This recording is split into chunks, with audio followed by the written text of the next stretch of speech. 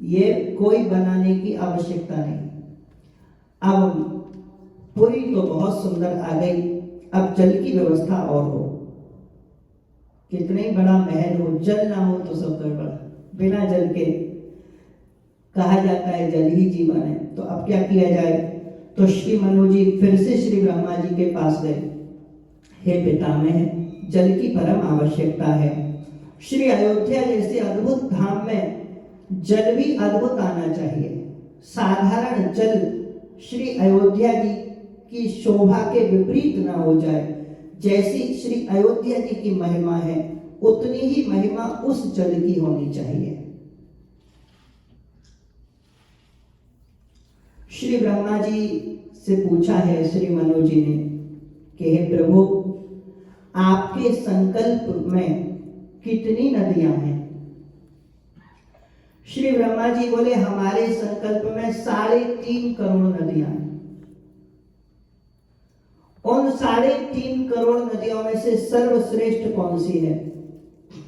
श्री ब्रह्मा जी बोले, श्री गंगा जी सर्वश्रेष्ठ है। मनु जी ने पूछा कि गंगा जी में ऐसी क्या विशेषता है जो वो सर्वश्रेष्ठ हैं। श्री ब्रह्मा जी बोले, वह स्वयं भगवान साक्षात श्रीमन नारायण का चरणोदक है। श्री वामन भगवान प्रकट हुए थे। बलि से 3 पग भूमि याचना की थी। पहले पग में पृथ्वी नापी और दूसरे पग में पृथ्वी को पार करके अंतरिक्ष लोक, स्वर्ग लोक, महर लोक, जन लोक, तप लोक, सत्य लोक का भी भेदन करके ब्रह्मांड गोलक की जो सीमा है वहां जाके भगवान का चरण टकराया था। फिर वहां से बाह्य सुंदर दिव्य जलधारा प्रकट भई। वो भगवान के श्री चरणारविंदों का स्पर्श करती हुई चरणामृत और चरणोदक बनी है। उसी को मैंने अपने कमंडल में धारण किया था। फिर जब श्री भगीरथ जी ने तपस्या की, तब उसी गंगा जी के दिव्य जल को पृथ्वी पर भेजा गया। फिर भगवान शिव ने उनको अपनी जटा में धारण किया। फिर जब जटा में भगवान ने धारण कर लिया, थोड़ा सा अभिमान श्री गंगा जी को गया था, फिर वो अभिमान दूर हुआ है। और श्री भोलेनाथ की जटा से जब वो गंगा प्रकट हुई है, तो मेरू पर्वत पे गिर के 4 भाग भये।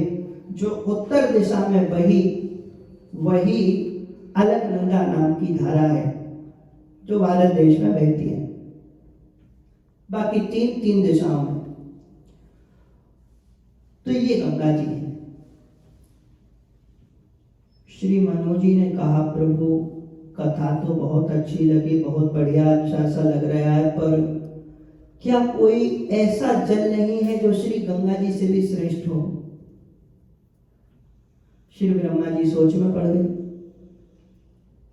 प्रभु क्या सोच रहे हैं, कोई रहस्य हो तो प्रकट कर दीजिए। श्री ब्रह्मा जी बोले, मेरे मन में एक रहस्य है। मैंने अपने मानस के सर में, सर मतलब सरोवर, मैंने अपने मन के सरोवर में एक जल एकत्रित कर रखा है।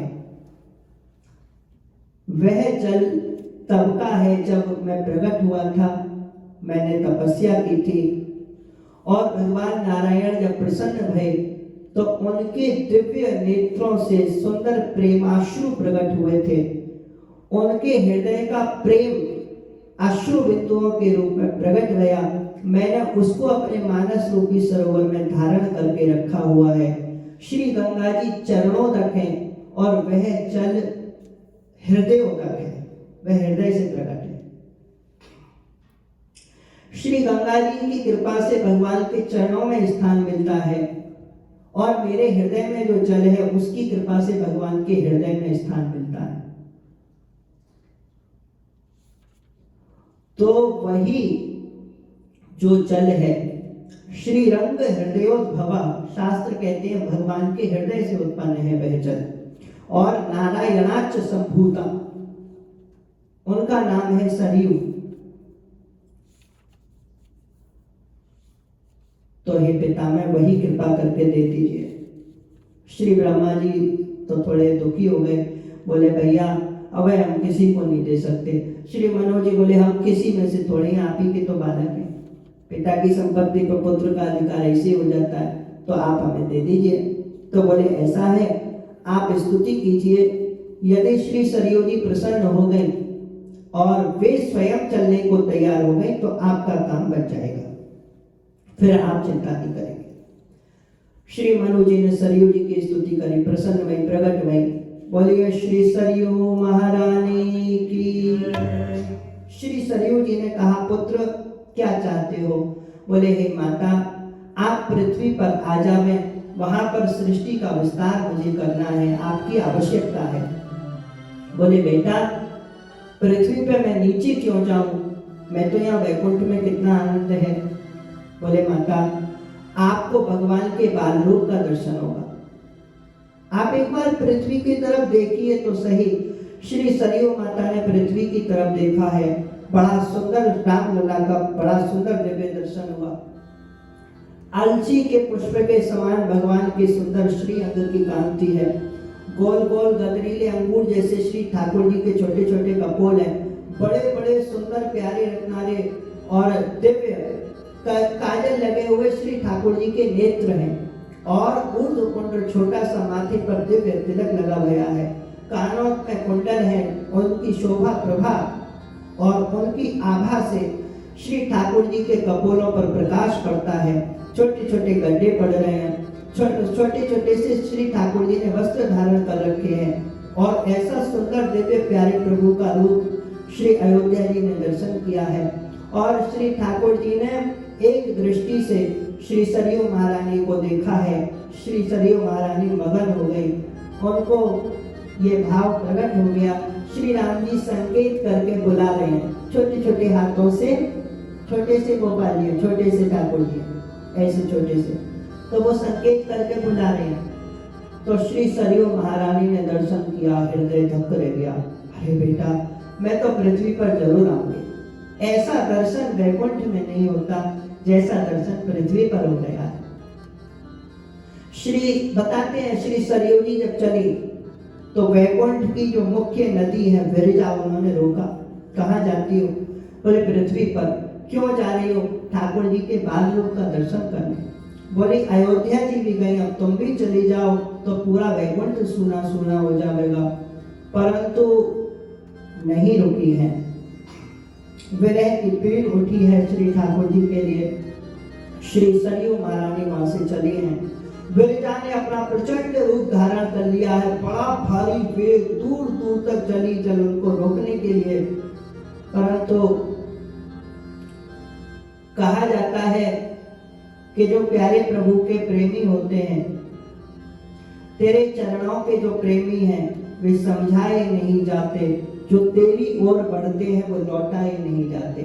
श्री ठाकुर जी को देखा तो वही छवि मन में, नैनों में ऐसी बसी है कि विरजा जी की जो धारा है बड़ी भयंकर प्रचंड धारा है, उस धारा में भी उनको दर्शन होता चला गया।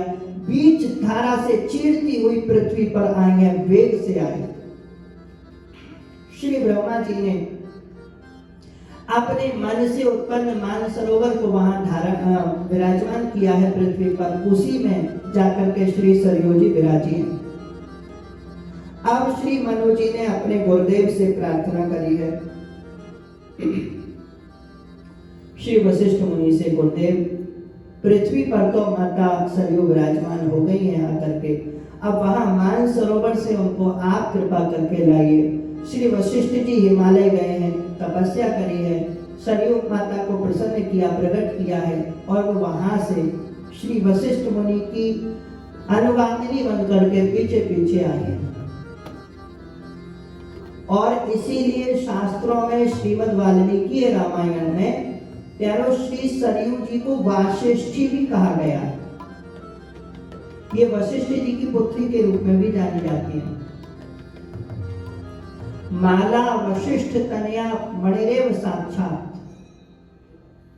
श्री सरयू जी वहां से पधारी हैं, और बीच में एक घरघरा नाम की नदी भी इनसे मिलती है। शुकर क्षेत्र में जब श्री वराह नारायण भगवान प्रकट हुए तो उनकी घरघराहट से जो सुंदर दिव्य श्वास से जल उत्पन्न हुआ, वही गरगरा नदी है। तो एक भगवान की श्वास है, एक भगवान का हृदय है, और दोनों मिलकर के श्री अयोध्या जी में विराजमान हुए हैं। श्री अयोध्या जी में सरयू जी जब आके विराजी तो संपूर्ण नदियां आ गई, हे महारानी अब आप आ गई, हमें कौन पूछेगा। ऐसा सब जगह होता है, जहां कोई उच्च स्तर का व्यक्ति आ जाता है तो छोटे मोटे सोचने लगते हैं हमें कौन पूछेगा। तो श्री सरयू जी ने सब नदियों को वरदान दिया, सब तुम्हारी पूजा करेंगे, मुझे तो केवल राम जी के जो विशेषतम कृपा पात्र जीव होंगे केवल वही मेरी पूजा करेंगे, बाकी सब आपकी पूजा करेंगे। और ये सरयू जी अयोध्या छोड़ के कभी कहीं बाहर नहीं जाती है, ऐसे बहती रहती है वहीं के वहीं, केवल राम जी के लिए बहती हैं। अयोध्या के पश्चिम से आती हैं, उत्तर में बहती हैं, फिर पूर्व से पश्चिम की ओर चल देती हैं, ऐसे करके। दूर से कोई ऊपर से देखे तो ऐसा लगता है जैसे श्री अयोध्या महारानी ने कोई मणियों की माला पहन रखी, ऐसा स्वरूप है सरयू, जैसे अंग्रेजी में यू बनाते हैं ना, ऐसे यू आकृति का। तो वैसा स्वरूप श्री सरयू महारानी का है। और श्री सरयू जी की महिमा शास्त्रों में आती है, षष्ठी वर्ष सहस्राणि गंगाबगाहीन यत्फलम तत्फलम फलमाप्नोति सरयू दर्शने कृते। बोले 60,000 वर्षों तक श्री गंगा जी में स्नान का जो फल प्राप्त होता है वह श्री सरयू जी के दर्शन मात्र से वह फल प्राप्त हो जाता है, इतनी महिमा है। श्री गोस्वामी जी भी कहते हैं, देखिए हम जब चौपाई गाएं तो उसी धुन में आप लोग श्री राम जय राम गाते हैं, तो हम डबल गाएंगे तो हमारी श्वास ज्यादा खर्च हो गएगी, तो इतनी मेहनत कौन करेगा। और आप लोग बैठे बैठे मेहनत नहीं करेंगे तो पूरा फल आपको भी नहीं मिलेगा। इसीलिए श्री राम जय राम सभी गाएंगे, हम गाएंगे चौपाई, आप गाएंगे श्री राम जय राम। बोले जे मजहि ते बिनहि प्रयासा, श्री राम जय राम। जे मजहि ते बिनहि प्रयासा, श्री राम जय राम।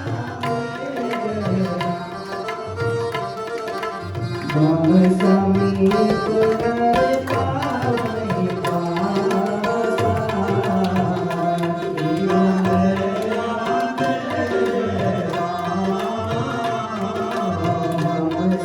समीप कर पावै पासा,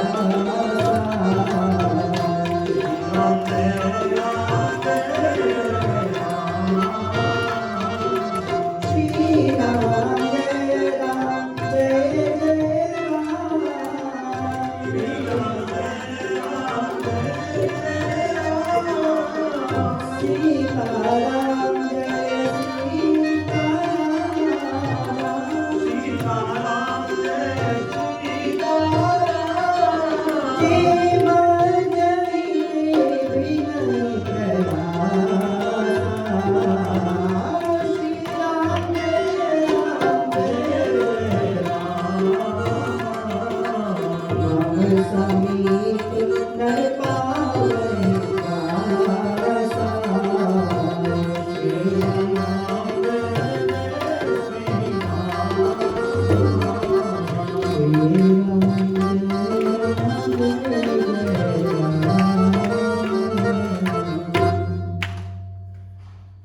श्री अयोध्या जी की महिमा गोस्वामी जी ने भी प्रकट करी है।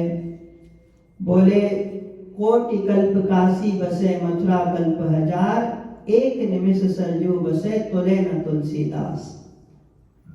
श्री सरयू जी ब्राह्मण की पुत्री हैं, वशिष्ठ जी की बेटी है, वासिष्ठ जी ब्राह्मणी है, और श्री गंगा जी क्षत्राणी है, ये भगीरथ के द्वारा प्रकट होकर के आई हैं, इसीलिए ये क्षत्रिय कुल में उत्पन्न मानी गई। भागीरथी इनका नाम भी आया शास्त्रों में। और श्री यमुना जी भी क्षत्रिय की बेटी हैं, सूर्य नारायण की पुत्री हैं, और ये भी संसार में आई। गंगा जी और यमुना जी ब्याहिकाएं, दोनों का ब्याह गया है। सरयू जी अखंड ब्रह्मचारिणी है, इन्होंने ब्याह नहीं किया।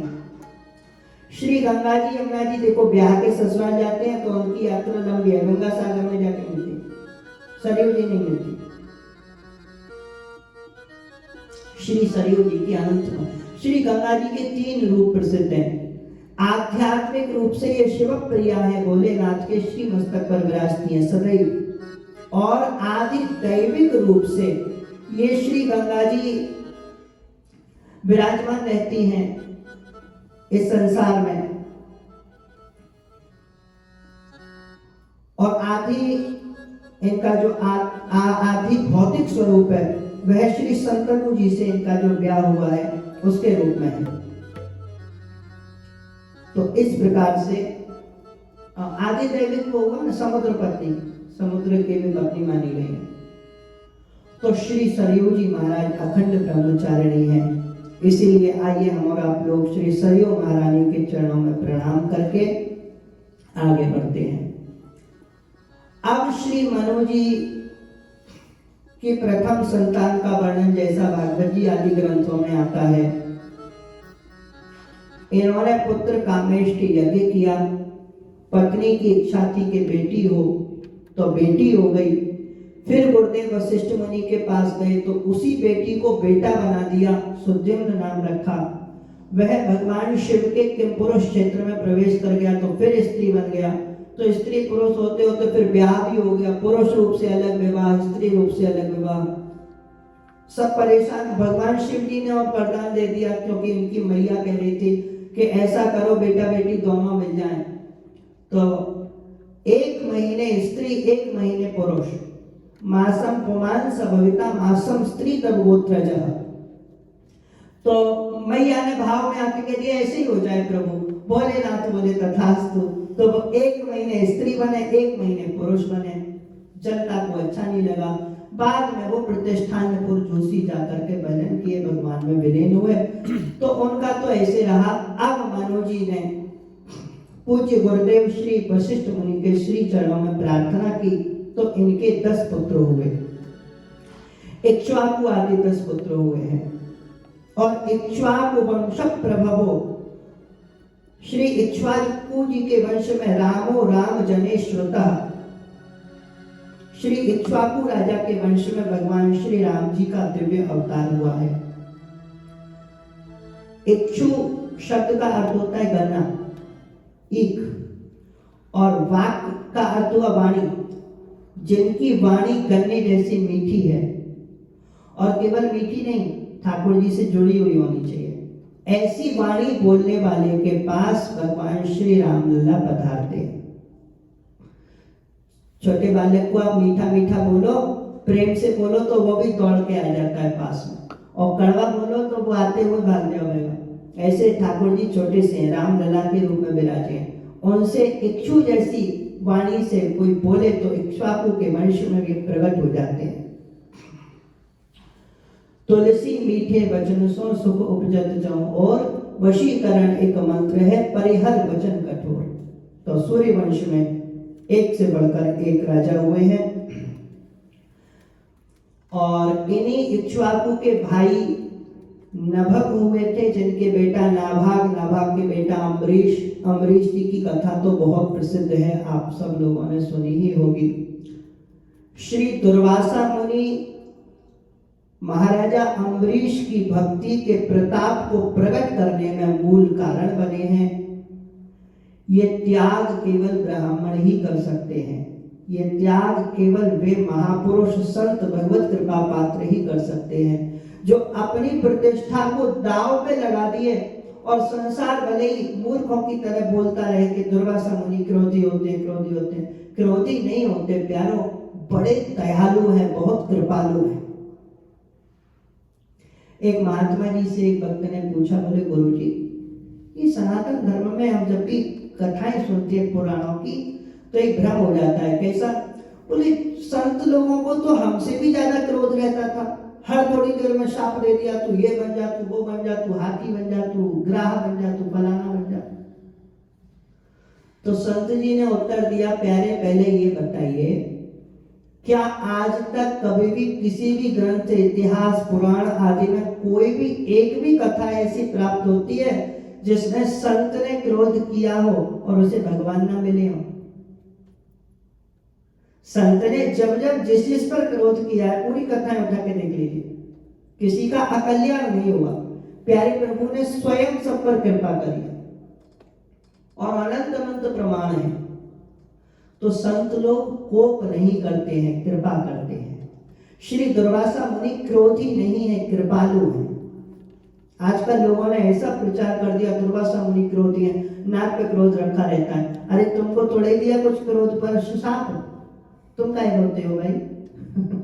तो मनुष्यों को नहीं रोना चाहिए, साधारण मनुष्यों को विचार भाव करना चाहिए। अस्तु। तो श्री अम्बरीश महाराज पर भगवान की सुंदर कृपा हुई है और आगे चल के इनके वंश बहुत विस्तार है। न शक्यते विस्तरतो वक्तुम वर्ष शतैरपि, सैकड़ों वर्षों में भी विस्तार संभव नहीं है। और इन्हीं के वंश में आगे चल के खट्वांगा दीर्घबाहुश्च रघुस् तस्मात् प्रथुश्रवाः अजस्ततो महाराजस् तस्मात् दशरथो भवत्। खट्वांग के पुत्र हुए दीर्घबाहु जिनका दूसरा नाम दिलीप भी था, उनके पुत्र हुए रघु के हुए अज के हुए दशरथ जी। अज अर्थात ब्रह्मा जी से वेद प्रकट भय, वेदो दशरथ साक्षात, श्री दशरथ जी साक्षात वेद है। और वेद में 3 कांड हैं, ज्ञान, कर्म और उपासना। कौशल्या ज्ञान शक्तिश्च, कैकेयी उपासना, कैकेयी कर्म शक्तिश्च। कौशल्या की ज्ञान शक्ति है, कैकेयी कर्म शक्ति है और सुमित्रा उपासनात्मिका शक्ति है। कैकेयी जी का चरित्र कठोर प्रतीत होता है, परंतु कर्म का स्वरूप तो कठोर ही होना चाहिए। और जहां कर्म का स्वरूप कठोर नहीं होता तो व्यक्ति जीवन में सफल नहीं होता। आपको सुबह मान लीजिए 5 बजे उठना है, अब आप अपने प्रति कठोर नहीं बनेंगे, कहेंगे अच्छा एक नींद और ले लेते हैं, तो नींद में तो गई आपकी सुबह। फिर जो सुबह का आपको आनंद लेना था वो चला गया, फिर वो लौट कर कभी समय नहीं वापस आ सकता।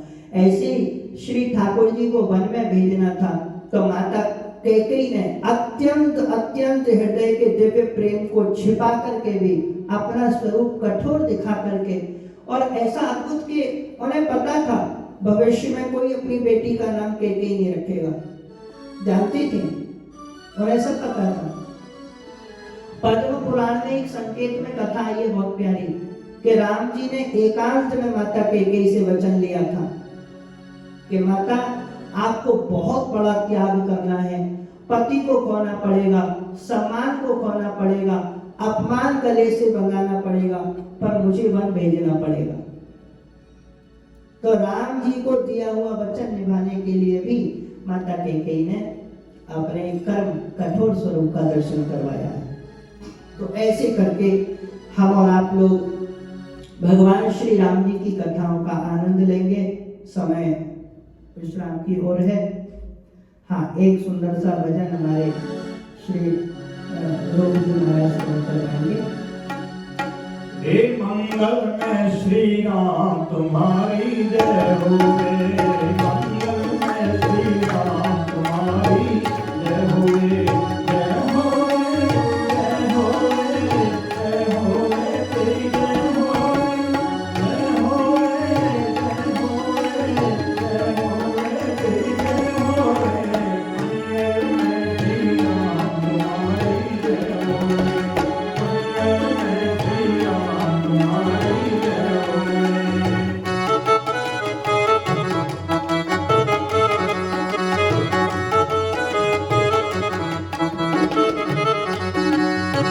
मंगल नाम जपे जग कोई, सहज परम पद पाता सोई, सहज परम पद पाता सोई, सहज परम पद पाता सोई, सुख दाता सुख धाम तुम्हारी जय हो रे, मंगल में श्री राम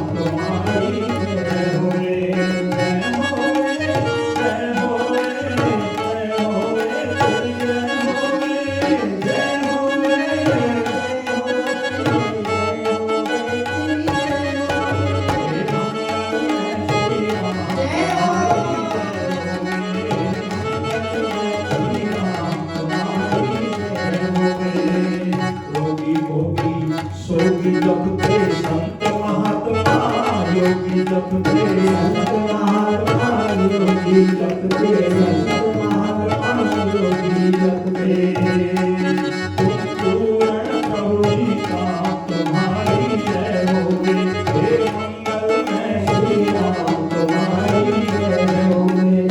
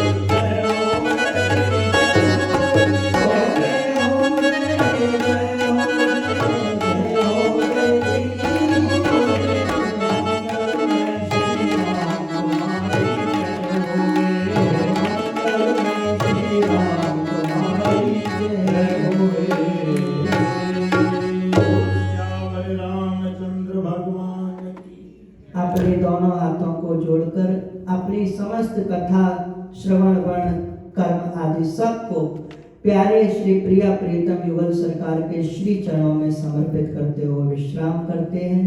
जय जय